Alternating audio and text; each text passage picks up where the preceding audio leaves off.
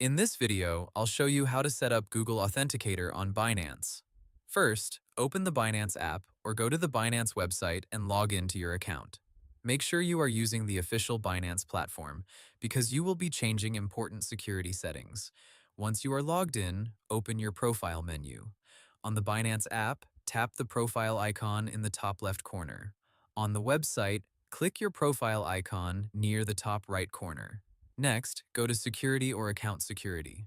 This section is where Binance lets you manage your password, phone number, email verification, passkeys, and two-factor authentication.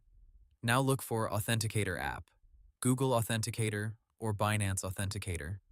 Tap or click Enable or Set up. Binance will then show you a QR code and a backup key. This backup key is very important because it can help you restore access if you lose your phone. Before continuing, install the Google Authenticator app on your phone if you do not already have it. You can find it in the App Store or Google Play Store. After installing it, open Google Authenticator and tap the plus button. Choose Scan a QR code if you are using another screen, or choose Enter a setup key if you need to type the key manually. After you add Binance to Google Authenticator, the app will start generating a 6-digit code that changes every few seconds. Go back to Binance and enter the current 6-digit code from Google Authenticator. Binance may also ask you to enter an email code, phone code, passkey, or another verification code to confirm the setup. Enter all required codes carefully before they expire. Once the setup is confirmed, Google Authenticator will be linked to your Binance account.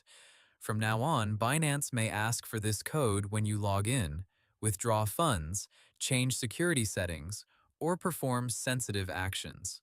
Make sure you store your backup key somewhere safe and private. Do not save it in a place where someone else can access it, and never share your Authenticator codes with anyone. If you ever change phones, set up Google Authenticator on the new device before removing it from the old one so you do not lose access to your Binance account. And that's how you set up Google Authenticator on Binance.